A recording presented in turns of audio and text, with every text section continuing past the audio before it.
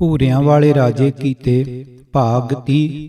ਜ਼ਕਰੀਆ ਖਾਨ ਪਾਸੋਂ ਖਰਾਜ ਲੈਣ ਲਈ ਦਿੱਲੀ ਦੀ ਫੌਜ ਦਾ ਆਉਣਾ, ਜ਼ਕਰੀਆ ਖਾਨ ਦੀ ਕੁਟਲ ਨੀਤੀ ਅਤੇ ਸਿੰਘ ਮੁੜ ਪੰਜਾਬ ਵਿੱਚ ਪਰਤੇ ਤੇ ਬਦਲੇ ਲਏ। ਵਾਹਿਗੁਰੂ ਜੀ ਕਾ ਖਾਲਸਾ, ਵਾਹਿਗੁਰੂ ਜੀ ਕੀ ਫਤਿਹ।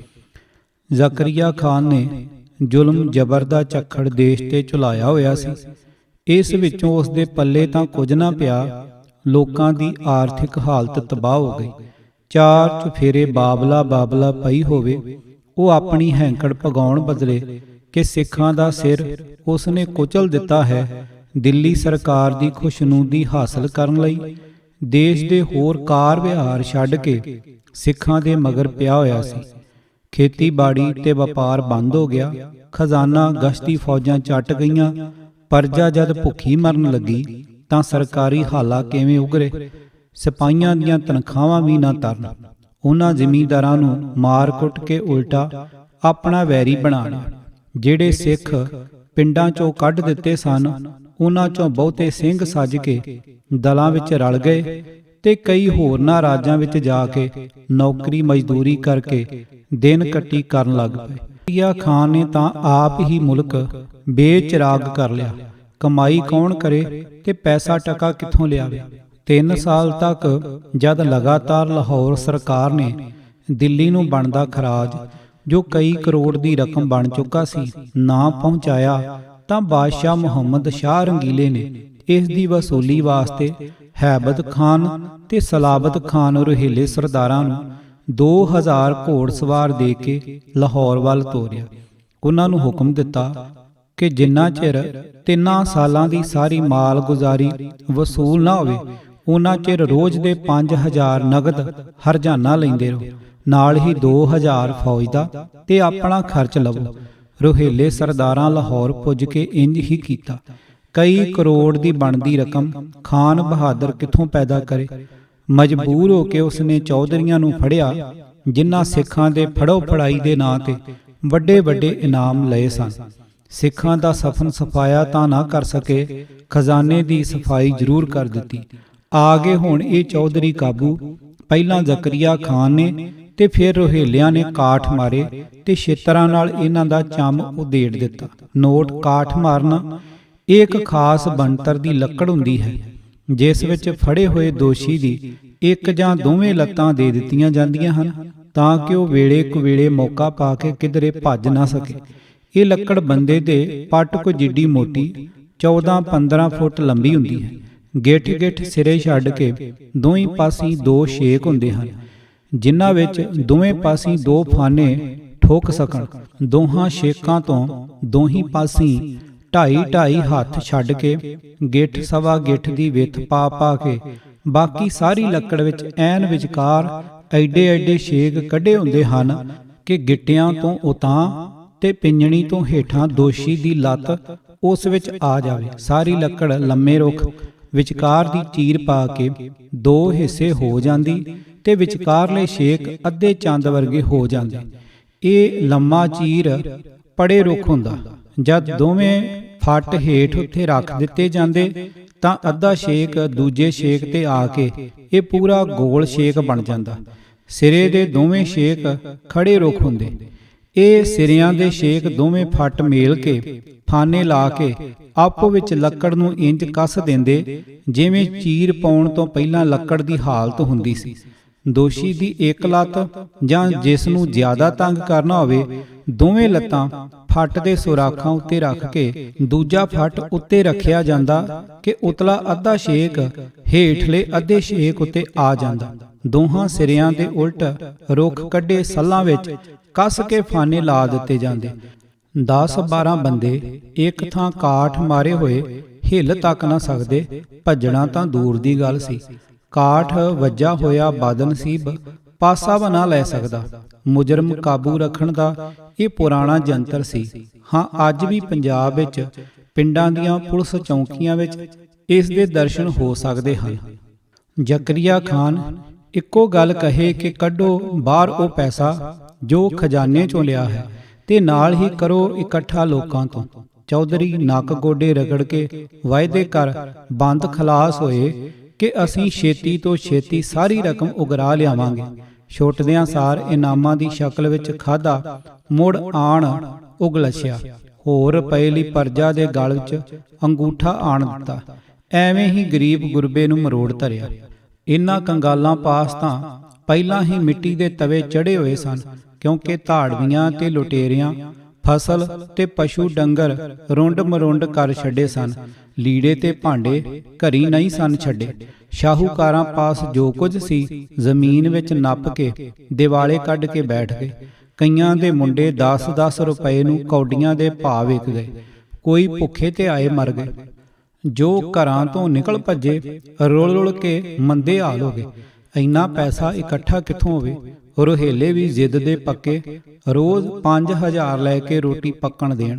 ਸੂਬੇ ਨੇ ਮੂਰਖਵਤ ਸਿੱਖਾਂ ਵਿਰੁੱਧ ਗਸ਼ਤੀ ਫੌਜਾਂ ਚੜਾ ਕੇ ਸਿੱਖਾਂ ਤੇ ਫਿਰ ਲੁਟੇਰਿਆਂ ਹੱਥੋਂ ਮੁਲਕ ਹੀ ਵੈਰਾਨ ਕਰਵਾ ਲਿਆ ਸੀ। ਹੁਣ ਪਰਜਾ ਪੈਸਾ ਕਿੱਥੋਂ ਦੇਵੇ? ਉਸ ਨੇ ਮਨ ਵਿੱਚ ਕਪਟ ਰੱਖ ਕੇ ਇੱਕ ਚਾਲ ਚੱਲੀ। ਕੁਝ ਆਪਣੇ ਪਾਸੋਂ ਟਕੇ ਕੱਢੇ, ਗਹਿਣਾ ਵੇਚਿਆ, ਕਰਜ਼ਾ ਲਿਆ, ਕਈਆਂ ਤੋਂ ਡਰਾ ਧਮਕਾ ਕੇ ਲਿਆ, ਚੌਧਰੀਆਂ ਪਾਸੋਂ ਜੋ ਵਸੂਲਿਆ ਇਹ 20 ਕੁ ਲੱਖ ਹੋ ਗਿਆ। 10,000 ਰੁਹੇਲਿਆਂ ਨੂੰ ਵਢੀ ਦੇ ਕੇ ਨਰਮ ਕੀਤਾ। ਇਹ ਰਕਮ 80 ਗੱਡਿਆਂ ਉੱਪਰ ਲਦਵਾ ਕੇ ਗੱਡੇ ਦਿੱਲੀ ਨੂੰ ਤੋਰ ਦਿੱਤੇ। ਪਰ ਇਹ ਰੁਪਇਆ ਰੁਹੇਲੇ ਸਰਦਾਰਾਂ ਸਾਹਮਣੇ ਗਿਣ ਕੇ ਨਹੀਂ ਲੱਦਿਆ ਗਿਆ ਸੀ। ਸੋ ਉਹਨਾਂ ਨੂੰ ਇਹ ਕਿਹਾ ਕਿ ਸਾਰਾ ਬਕਾਇਆ ਖਰਾਜ ਜੋ ਕਈ ਕਰੋੜ ਦੀ ਰਕਮ ਬਣਦੀ ਸੀ ਦੇ ਦਿੱਤਾ ਹੈ। ਦਿੱਲੀ ਖਜ਼ਾਨੇ ਵਿੱਚ ਦਖਲ ਕਰਨ ਵੇਲੇ ਫੇਰ ਗਿਣਤੀ ਹੋ ਜਾਵੇਗੀ। ਖਜ਼ਾਨਾ ਲੈ ਕੇ ਰੁਹੇਲੇ ਤਾਂ ਤੁਰ ਗਏ, ਪਰ ਜ਼ਕਰੀਆ ਖਾਨ ਦਾ ਦਿਲ ਬੈਠਣ ਲੱਗਾ। ਉਹ ਸੋਚਾਂ ਵਿੱਚ ਡੁੱਬ ਗਿਆ ਕਿ ਕੀਤੇ ਫਰੇਬ ਦਾ ਪਰਦਾ ਕਿਵੇਂ ਰਹੇਗਾ। ਬੰਦਾ ਚਤੁਰ ਸੀ, ਔਖੀ ਵੇਲੇ ਚੰਗੀ ਫੁਰੀ। ਸਰਦਾਰ ਸੁਬੇਗ ਸਿੰਘ ਜੰਬਰਾਂ ਵਾਲਾ ਲਾਹੌਰ ਰਿਹਾ ਕਰਦਾ ਤੇ ਬੜਾ ਪੜ੍ਹਿਆ ਲਿਖਿਆ ਆਦਮੀ ਸੀ। ਇਹ ਵਪਾਰ ਵੀ ਕਰਦਾ ਤੇ ਸਰਕਾਰੀ ਪਿੰਡ ਠੇਕੇ ਤੇ ਮੁਸਤਾਜਰੀ ਭਾਵ ਇਜਾਰੇ ਤੇ ਲਿਆ ਕਰਦਾ ਸੀ। ਲਾਹੌਰ ਦਰਬਾਰ ਇਸ ਦਾ ਮਾਣ ਸਤਿਕਾਰ ਕਰਦਾ ਸੀ। ਖਾਨ ਬਹਾਦਰ ਨੇ ਉਸ ਨੂੰ ਬੁਲਾ ਕੇ ਆਖਿਆ ਕਿ ਸਿੰਘਾਂ ਨੂੰ ਕਹੋ ਕਿ ਖਜ਼ਾਨਾ ਦਿੱਲੀ ਨਾ ਜਾਣ ਦਿੱਤਾ ਜਾਵੇ। ਸਾਡੀ ਲਾਹੌਰੀ ਫੌਜ ਟਾਕਰਾ ਨਹੀਂ ਕਰੇਗੀ। ਇਹ ਖਜ਼ਾਨਾ ਜੇ ਦਿੱਲੀ ਨਾ ਜਾਵੇ ਤਾਂ ਮੇਰੀ ਰਹਿ ਆਉਂਦੀ ਹੈ। ਖਜ਼ਾਨਾ ਸਿੰਘਾਂ ਹੱਥੋਂ ਲੁੱਟੇ ਜਾਣ ਨਾਲ ਮੇਰੇ ਸਿਰੋਂ ਹਿਸਾਬ ਦੇਣ ਦੀ ਬਲਾ ਟਲਦੀ ਹੈ। ਸਰਦਾਰ ਸੁਬੇਗ ਸਿੰਘ ਨੇ ਰਾਤੋਂ ਰਾਤ ਪੁੱਜ ਕੇ ਸਿੰਘਾਂ ਦੇ ਟਿਕਾਣੇ ਤੇ ਗੱਲ ਜਾ ਦੱਸੀ। ਸਿੰਘ ਤਾਂ ਕੋਈ ਐਸਾ ਸੋਹਣਾ ਮੌਕਾ ਉਡੀਕਦੇ ਪਏ ਸਨ। ਸ਼ਿਕਾਰ ਦੀ ਦੱਸ ਪੈਂਦਿਆਂ ਟੱਟ-ਫੱਟ ਖਬਰਾਂ ਕਰਕੇ 8,000 ਸਿੰਘ ਇਕੱਠੇ ਕਰਕੇ ਤਰਨ ਤਾਰਨ ਵੱਲ ਹੋ ਤੁਰੇ। ਰੁਹੇਲੇ ਸਰਦਾਰਾਂ ਦਾ ਕਾਫਲਾ ਨੂਰ ਦੀ ਸਰਾਂ ਲਾਗੇ ਉਤਰਿਆ ਹੋਇਆ ਸੀ। ਸਿੰਘ ਦੋ ਹਿੱਸੇ ਹੋ ਕੇ ਕਾਫਲੇ ਉੱਤੇ ਪਏ। ਇੱਕ ਨੇ ਲੜਾਈ ਛੇੜ ਕੇ ਰਾਖਿਆਂ ਨੂੰ ਉਲਝਾਇਆ। ਲਾਹੌਰੀ ਫੌਜ ਤਾਂ ਵੇਖਦਿਆਂ ਸਾਰ ਨੱਸ ਗਈ। ਰੁਹੇਲਿਆਂ ਕੁਝ ਟਾਕਰਾ ਕੀਤਾ। ਸਿੰਘਾਂ ਦਾ ਦੂਸਰਾ ਦਲ ਖਜ਼ਾਨੇ ਵਾਲੇ ਗੱਡਿਆਂ ਉੱਤੇ ਝਪਟਿਆ। ਜੋ ਅੜਿਆ ਸੋ ਝਾੜ ਸੁੱਟਿਆ। ਸਾਰਾ ਖਜ਼ਾਨਾ, ਘੋੜੇ ਤੇ ਹਥਿਆਰ, ਗੱਲ ਕੀ ਜਿੰਨਾ ਕੁਝ ਹੱਥ ਆਇਆ ਲੈ ਕੇ ਬੀੜ ਸਾਹਿਬ, ਬੀੜ ਬਾਬਾ ਬੁੱਢਾ ਸਾਹਿਬ ਵਿੱਚ ਜਾ ਵੜੇ। ਉਹ ਵੀ ਘੋੜੇ ਦੌੜਾ ਗਿਆ। ਰੁਹੇਲੇ ਸਰਦਾਰ ਵੇਂਦੇ ਹੀ ਰਹਿ ਗਏ। ਮਗਰ ਪੈਣ ਦੀ ਕਿਸੇ ਨੂੰ ਹਿੰਮਤ ਹੀ ਨਾ ਹੋਈ। ਬੀੜ ਵਿੱਚ ਜਾ ਕੇ ਖਜ਼ਾਨੇ ਦਾ ਦਸਵੰਧ ਕੱਢ ਕੇ ਭਾਈ ਮਨੀ ਸਿੰਘ ਜੀ ਪਾਸ ਗੁਰੂ ਕੇ ਲੰਗਰ ਲਈ ਸ੍ਰੀ ਅੰਮ੍ਰਿਤਸਰ ਸਾਹਿਬ ਭੇਜ ਦਿੱਤਾ। ਬਾਕੀ ਜੋ ਬਚਿਆ ਸਾਰਿਆਂ ਸਿੰਘਾਂ ਵਿੱਚ ਬਰਾਬਰ ਵੰਡ ਦਿੱਤਾ। ਰੁਹੇਲੇ ਸਰਦਾਰ ਰੋਂਦੇ ਧੋਂਦੇ ਲਾਹੌਰ ਜ਼ਕਰੀਆ ਸਾਹਮਣੇ ਜਾ ਪਿੱਟੇ। ਸੁਣ ਕੇ ਜ਼ਕਰੀਆ ਖਾਨ ਨੇ ਸੁੱਖ ਦਾ ਸਾਹ ਲਿਆ। ਇਹ ਘਟਨਾ 1730 ਈਸਵੀ ਦੀ ਹੈ। ਲਾਹੌਰੋਂ ਦਿੱਲੀ ਨੂੰ ਜਾ ਰਿਹਾ ਖਜ਼ਾਨਾ ਲੁੱਟਣ ਵਾਲੇ ਜਥੇ ਦੇ ਮੁਖੀ ਆਗੂ ਦੀਵਾਨ ਦਰਬਾਰਾ ਸਿੰਘ ਤੇ ਹਰੀ ਸਿੰਘ ਸਨ। ਜ਼ਕਰੀਆ ਖਾਨ ਨੇ ਸਾਰਾ ਹਾਲ ਲਿਖ ਕੇ ਬਾਦਸ਼ਾਹ ਪਾਸ ਦਿੱਲੀ ਘਲਾਇਆ ਤੇ ਸਿੰਘਾਂ ਵਿਰੁੱਧ ਫੌਜ ਮੰਗੀ।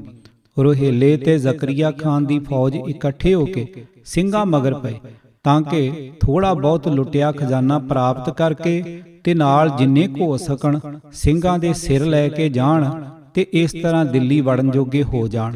ਪਰ ਇਹ ਰੁਹੇਲੇ ਵਿਚਾਰੇ ਕੌਣ ਸਨ ਜੋ ਸਿੰਘਾਂ ਤੱਕ ਅੱਪੜ ਸਕਦੇ। ਕੁਝ ਦਿਨ ਇੱਧਰ ਉੱਧਰ ਖੇਸ਼ ਆਣ ਕੇ ਲਾਹੌਰ ਵਾਪਸ ਮੋੜ ਆਏ। ਖਾਨ ਬਹਾਦਰ ਦੇ ਦਿਲ ਦੀ ਮੁਰਾਦ ਪੂਰੀ ਹੋ ਚੁੱਕੀ ਸੀ।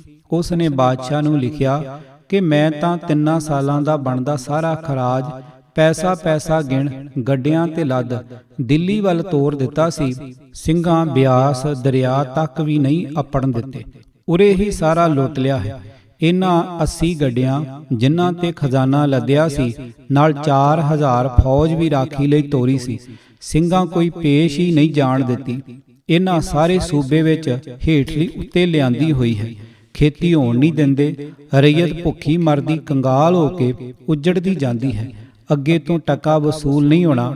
ਮੈਂ ਸਾਰੇ ਯਤਨ ਕਰਕੇ ਹਾਰ ਚੁੱਕਾ ਹਾਂ। ਤੁਸੀਂ ਮਦਦ ਵਾਸਤੇ ਫੌਜ ਭੇਜੋਗੇ ਤਾਂ ਅਮਨ ਅਮਾਨ ਕਾਇਮ ਹੋਵੇਗਾ।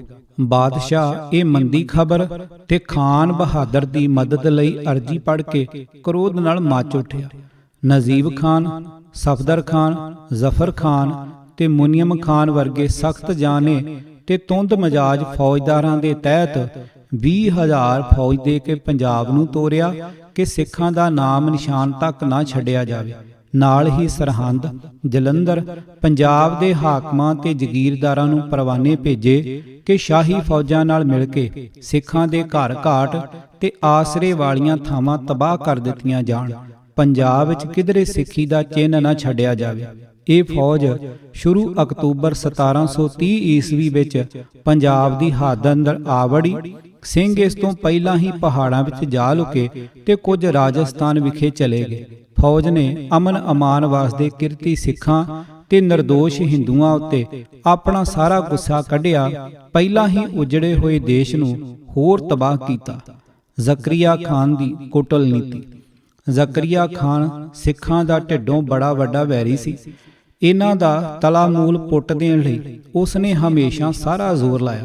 ਇਹ ਗੱਲ ਵੱਖਰੀ ਹੈ ਕਿ ਸਿੱਖ ਉਸ ਦੇ ਮਾਰਨ ਗੋਚਰੇ ਨਹੀਂ ਸਨ। ਉਸ ਵੱਲੋਂ ਕਸਰ ਕੋਈ ਨਹੀਂ ਸੀ ਛੱਡੀ ਗਈ। ਪਰ ਉਹ ਦੂਜੇ ਪਾਸੇ ਦਿੱਲੀ ਦੀ ਫੌਜ ਦੀ ਜਿੱਤ ਵੀ ਨਹੀਂ ਸੀ ਹੁੰਦੀ ਵੇਖਣਾ ਚਾਹੁੰਦਾ। ਉਸ ਨੇ ਫਿਰ ਭਾਈ ਸ਼ੁਬੇਗ ਸਿੰਘ ਰਾਹੀਂ ਇਹ ਆਖ ਭਿਜਵਾਇਆ ਕਿ ਦਿੱਲੀੋਂ ਆਉਣ ਵਾਲੀ ਫੌਜ ਨੂੰ ਜਰਾ ਕਰੜੇ ਹੱਥੀਂ ਲਿਆ ਜਾਵੇ। ਅੰਦਰੋਂ ਮਨਸ਼ਾ ਇਹ ਸੀ ਕਿ ਸਿੰਘ ਫੌਜ ਨਾਲ ਟੱਕਰ ਲੈ ਕੇ ਨੁਕਸਾਨ ਉਠਾਉਣ ਤਾਂ ਵੀ ਉਸ ਲਈ ਲਾਹੇਵੰਦਾ, ਤੇ ਜੇ ਫੌਜ ਨੂੰ ਸਿੰਘਾਂ ਹੱਥੋਂ ਹਾਰ ਹੋਵੇ ਤੇ ਖੇ ਖਰਾਬੀ ਹੋਵੇ ਤਾਂ ਉਸ ਦੀ ਖਜ਼ਾਨੇ ਦੀ ਲੁੱਟ ਵਾਲੀ ਕਰਤੂਤ ਤੇ ਚੰਗਾ ਪਰਦਾ ਪਿਆ ਰਹੇਗਾ ਕਿ ਸਿੰਘ ਕੋਈ ਨਿੱਕੀ ਮੋਟੀ ਤਾਕਤ ਨਹੀਂ ਜਿਸ ਨੇ ਸ਼ਾਹੀ ਫੌਜਾਂ ਪਾਸੋਂ ਖਜ਼ਾਨਾ ਖੋਇਆ ਸੀ। ਇਸ ਰੋਲ ਘਚੋਲੇ ਵਿੱਚ ਹੀ ਉਸ ਦੀ ਸੁਰਖਰੂਈ ਸੀ। ਸਿੰਘ ਵੀ ਆਪਣੇ ਹਾਣ ਲਾਭ ਨੂੰ ਭਲੀ ਭਾਂਤ ਸਮਝਦੇ ਸਨ। ਉਹ ਕਦ ਇਹੋ ਜਿਹੇ ਮਕਾਰ ਤੇ ਕਪਟੀ ਦੇ ਹੱਥ ਚੜ ਸਕਦੇ ਸਨ। ਦੁਸ਼ਮਣ ਦਾ ਵਾਰ ਬਚਾਉਣਾ ਤੇ ਉਸ ਉੱਤੇ ਮੋੜਵਾਂ ਐਸਾ ਭਰਵਾਂ ਵਾਰ ਕਰਨਾ ਕਿ ਉੱਤੋਂ ਤੋਂ ਲੈ ਕੇ ਹੇਠਾਂ ਤੱਕ ਲੰਗਾਰ ਲੱਥ ਜਾਣ, ਇਹ ਉਹਨਾਂ ਦੀ ਨਿੱਤ ਦੀ ਖੇਡ ਸੀ। ਉਹ ਇਸ ਫੌਜ ਦੇ ਜੋ ਸਰਹੰਦ, ਜਲੰਧਰ, ਲਾਹੌਰ ਦੀਆਂ ਫੌਜਾਂ ਤੇ ਮੁਲਖਈਏ ਨਾਲ ਰਲ ਕੇ ਟਿੱਡੀ ਦਲ ਦਾ ਰੂਪ ਧਾਰ ਬੈਠੀ ਸੀ, ਅੱਖੀਂ ਘੱਟਾ ਪਾ ਗਏ। ਫੌਜ ਨੇ ਘਰ ਘਾਟ, ਫਸਲਾਂ ਤੇ ਜੰਗਲ ਵੇਲੇ ਸਾੜ ਫੂਕ ਛੱਡੇ। ਸਿੰਘ ਨਜ਼ਰ ਨਾ ਆਏ। ਸਮਝ ਲਿਆ ਕਿ ਵਿੱਚੇ ਹੀ ਸੜ ਮਰੇ ਹੋਣਗੇ। ਇਸੇ ਨੂੰ ਆਪਣੀ ਜਿੱਤ ਮੰਨਿਆ। ਖਾਨ ਬਹਾਦਰ ਸਮਝਦਾ ਸੀ ਕਿ ਸਿੰਘ ਫੌਜ ਨੂੰ ਚਕਮਾ ਦੇ ਗਏ ਹਨ, ਪਰ ਫੌਜ ਜਿੱਤ ਦੀਆਂ ਡੀਂਗਾਂ ਮਾਰਦੀ ਕਿ ਸਿੱਖਾਂ ਦਾ ਪੰਜਾਬ ਚੋਂ ਸਫਾਇਆ ਕਰ ਦਿੱਤਾ ਹੈ। ਖੁਸ਼ੀ ਦੇ ਸ਼ਾਦਿਆਨੇ ਵਜਾਉਂਦੀ ਹੋਈ 1731 ਈਸਵੀ ਦੇ ਆਰੰਭ ਵਿੱਚ ਦਿੱਲੀ ਪਰਤ ਗਈ। ਸਿੰਘ ਮੁੜ ਪੰਜਾਬ ਵਿੱਚ ਪਰਤੇ ਤੇ ਬਦਲੇ ਲਏ। ਦਿੱਲੀ ਵਾਲੀ ਫੌਜ ਦੇ ਮੁੜਦਿਆਂ ਹੀ ਜਨਵਰੀ 1731 ਈਸਵੀ ਦੇ ਅਖੀਰ ਵਿੱਚ ਪਹਾੜਾਂ ਜੰਗਲਾਂ ਵਿੱਚੋਂ ਨਿਕਲ ਕੇ ਸਿੰਘ ਆਣ ਪ੍ਰਗਟ ਹੋਏ। ਝਾੜ ਝਾੜ ਵਿੱਚੋਂ ਸਿੰਘ ਨਿਕਲਦੇ ਦਿਸਣ ਲੱਗੇ। ਦਿਨਾਂ ਵਿੱਚ ਹੀ ਹਜ਼ਾਰਾਂ ਸਿੰਘ ਇਕੱਠੇ ਹੋ ਗਏ। ਹੌਲੀ ਹੌਲੀ ਬੀਕਾਨੇਰ, ਰਾਜਸਥਾਨ ਵੱਲੋਂ ਵੀ ਮੋੜੇ ਘੱਤ ਆਏ। ਲਾਹੌਰ ਦੇ ਕਪਟੀ ਗਵਰਨਰ ਤੇ ਚੁਗਲਾਂ ਚੌਧਰੀਆਂ ਨੂੰ ਫਿਰ ਦਿਨੇ ਤਾਰੇ ਦਿਸਣ ਲੱਗੇ। ਹੁਣ ਉਹ ਅੱਗੇ ਨਾਲੋਂ ਵਧੇਰੇ ਕਰੜੇ ਹੱਥੀਂ ਮਾਰ ਧਾੜ ਕਰਨ ਲੱਗੇ। ਮੁਖਬਰਾਂ ਤੇ ਚੌਧਰੀਆਂ ਦੇ ਚੰਗੀ ਤਰ੍ਹਾਂ ਸੀੜ ਕੱਢੇ ਤੇ ਕੀਤੀਆਂ ਦੇ ਫਲ ਭੁਗਤਾਏ। ਜਿਹੜੇ ਢਿੱਲੇ ਮੱਠੇ ਸਿੱਖ ਤੇ ਹਿੰਦੂ ਮੱਲੋ ਮੱਲੀ ਮੁਹੰਮਦੀ ਬਣਾ ਲਏ ਸਨ, ਅੰਮ੍ਰਿਤ ਛਕਾ ਛਕਾ ਕੇ ਮੁੜ ਆਪਣੇ ਵਿੱਚ ਮਿਲਾ ਲਏ। ਸਗੋਂ ਹੁਣ ਬਹੁਤੇ ਸਿੱਖ ਤੇ ਹਿੰਦੂ ਅੰਮ੍ਰਿਤ ਛਕ ਕੇ ਸਿੰਘ ਸਜ ਗਏ ਤੇ ਅਨੇਕਾਂ ਹਥਿਆਰ ਲੈ ਕੇ ਦਲਾਂ ਵਿੱਚ ਸ਼ਾਮਲ ਹੋ ਗਏ। ਪੰਥ ਵਿੱਚ ਬਹੁਤ ਵਾਧਾ ਹੋਇਆ। ਅੱਜ ਤੱਕ ਜੋ ਢਿੱਲੜ ਮੱਠੜ ਸਨ, ਸਿੰਘ ਸਜ ਕੇ ਤਿਆਰ-ਬਰ ਤਿਆਰ ਹੋ ਗਏ। ਜੂਹਾਂ ਮੈਦਾਨਾਂ ਵਿੱਚ ਸਿੰਘ ਬੜੇ ਰੋਹ ਵਿੱਚ ਫਿਰਨ ਲੱਗੇ ਤੇ ਦਿਨ ਰਾਤ ਜੈਕਾਰਿਆਂ ਦੀਆਂ ਗੂੰਜਾਂ ਸੁਣਾਈ ਦੇਣ ਲੱਗੀਆਂ। ਹੁਣ ਤੱਕ ਜਿਸ ਨੇ ਵੀ ਸਿੰਘਾਂ ਨਾਲ ਵਧੀਕੀਆਂ ਕੀਤੀਆਂ ਸਨ, ਬਦਲੇ ਲੈ ਲੈ ਸਭ ਹਿਸਾਬ ਬਰਾਬਰ ਕਰ ਦਿੱਤੇ। ਸਭ ਉੱਚਾ ਨੀਵਾਂ, ਟੋਆ ਟਿੱਬਾ, ਚੌਖੜੇ ਦਾ ਸੁਹਾਗਾ ਫੇਰ ਕੇ ਇੱਕ ਸਾਰ ਪੱਧਰਾ ਕਰ ਦਿੱਤਾ। ਹੁਣ ਉਹਨਾਂ ਦੇ ਹੌਸਲੇ ਇੰਨੇ ਵੱਧ ਚੁੱਕੇ ਸਨ ਕਿ ਦਿਨ ਦੀਵੀਂ ਲਾਹੌਰ ਵਰਗੀ ਰਾਜਧਾਨੀ ਦੇ ਬਾਜ਼ਾਰਾਂ ਵਿੱਚ ਜਾ ਵੜਦੇ ਤੇ ਬਾਜ਼ਾਰਾਂ ਨੂੰ ਸੁੱਕ ਮਾਂਜ ਕਰ ਜਾਂਦੇ। ਮੁਸਲਮਾਨਾਂ ਦੀਆਂ ਰਾਤ ਦੀਆਂ ਨੀਂਦਰਾਂ ਹਰਾਮ ਹੋ ਗਈਆਂ। ਸ਼ਹਿਰ ਦੇ ਦਰਵਾਜ਼ੇ ਦਿਨ ਦੀਵੀਂ ਬੰਦ ਹੋ ਜਾਂਦੇ ਤੇ ਕਾਫੀ ਦਿਨ ਚੜੇ ਪਿੱਛੋਂ ਖੁੱਲ੍ਹਦੇ। ਬਾਹਰੋਂ ਆਏ ਕਾਜ਼ੀਆਂ, ਮੁਲਾਣਿਆਂ ਤੇ ਮੁਫਤੀਆਂ ਨੇ ਲਾਹੌਰ ਦੇ ਉੱਘੇ ਮੁਸਲਮਾਨਾਂ ਤੇ ਮੌਲਵੀਆਂ ਨੂੰ ਨਾਲ ਲੈ ਕੇ ਜ਼ਕਰੀਆ ਖਾਨ ਸਾਹਮਣੇ ਪੇਸ਼ ਹੋ ਕੇ ਉਹ ਹਾਲ ਪਾਰਿਆ ਕੀਤੀ ਕਿ ਮਾਨੋ ਕਿਆਮਤ ਹੀ ਆ ਗਈ ਹੈ। ਉਸ ਨੂੰ ਖਰੀਆਂ ਖਰੀਆਂ ਸੁਣਾਈਆਂ ਕਿ ਤੁਹਾਡੀ ਕਾਹਦੀ ਸ਼ਾਹੀ ਹੈ। ਸਿੱਖਾਂ ਇਸਲਾਮੀਆਂ ਦਾ ਜਿਉਣਾ ਹਰਾਮ ਕੀਤਾ ਹੋਇਆ ਹੈ। ਦੇਸ਼ ਛੱਡ ਕੇ ਅਸੀਂ ਕਿੱਧਰ ਚਲੇ ਜਾਈਏ? ਤੁਸੀਂ ਇਨ੍ਹਾਂ ਕਾਫਰਾਂ ਦੀ ਮੂਲੋਂ ਹੀ ਜੜ ਮੇਖ ਕਿਉਂ ਨਹੀਂ ਪੁੱਟ ਦਿੰਦੇ? ਇਹਨਾਂ ਉੱਤੇ ਭਰਪੂਰ ਹੱਲਾ ਕਰੋ। ਸਾਡੀਆਂ ਦੁਆਈ ਸੁਣ ਕੇ ਅੱਲਾ ਮੀਆਂ ਰਸੂਲ ਤੁਹਾਡੇ ਮਦਦਗਾਰ ਹੋਣਗੇ। ਕਿਉਂ ਢੇਰੀ ਢਾਹ ਬੈਠੇ ਹੋ? ਉਠੋ, ਇਨਸ਼ਾ ਅੱਲਾ ਜਿੱਤ ਇਸਲਾਮ ਦੀ ਹੋਵੇਗੀ।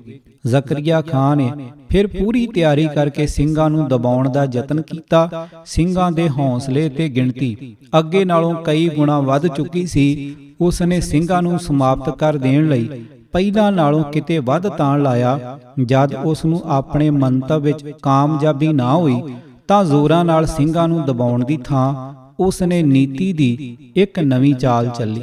ਸਖਤੀ ਨਾਲ ਨਹੀਂ ਤਾਂ ਨਰਮੀ ਨਾਲ ਸਿੰਘਾਂ ਨੂੰ ਵਸ ਕਰਨਾ ਚਾਹੀਦਾ ਹੈ। ਵੈਰੀ ਜੇ ਤੁਹਾਡੀ ਤਾਕਤ ਨੂੰ ਨਹੀਂ ਮੰਨਦਾ ਤਾਂ ਉਸ ਦੀ ਸ਼ਕਤੀ ਨੂੰ ਪ੍ਰਵਾਨ ਕਰ ਲਵੋ। ਬਾਦਸ਼ਾਹ ਨੂੰ ਰਾਜ਼ੀ ਕਰਕੇ ਸਿੱਖਾਂ ਨੂੰ ਗੁਜ਼ਾਰੇ ਲਈ ਜ਼ਗੀਰ ਦੇ ਦਿੱਤੀ ਜਾਵੇ ਤਾਂ ਉਹ ਲੁੱਟਮਾਰ ਕਰਨੀ ਛੱਡ ਦੇਣਗੇ। ਇਸ ਤੋਂ ਬਿਨਾਂ ਹੋਰ ਭਾਵੇਂ ਕੁਝ ਵੀ ਕਰ ਲਿਆ ਜਾਵੇ, ਉਹ ਮੁਲਕ ਨਹੀਂ ਵਸਣ ਦੇਣਗੇ। ਸਦਾ ਗਦਰ ਮਚਿਆ ਰਹੇਗਾ, ਕਦੀ ਵੀ ਅਮਨ ਅਮਾਨ ਨਹੀਂ ਹੋ ਸਕੇਗਾ। ਸੋ ਇਸ ਨੀਤੀ ਨੂੰ ਅਪਣਾ ਲਿਆ ਜਾਵੇ। ਭੂਰਿਆਂ ਵਾਲੇ ਰਾਜੇ ਕੀਤੇ ਭਾਗਤੀ। ਲੇਖਕ ਪ੍ਰਿੰਸੀਪਲ ਸਵਰਨ ਸਿੰਘ ਚੂਸਲੇਵੜ। ਆਵਾਜ਼ ਭਾਈ ਗੁਰਜੰਟ ਸਿੰਘ ਰੂਪੋਵਾਲੀ। ਵਾਹਿਗੁਰੂ ਜੀ ਕਾ ਖਾਲਸਾ, ਵਾਹਿਗੁਰੂ ਜੀ ਕੀ ਫਤਿਹ।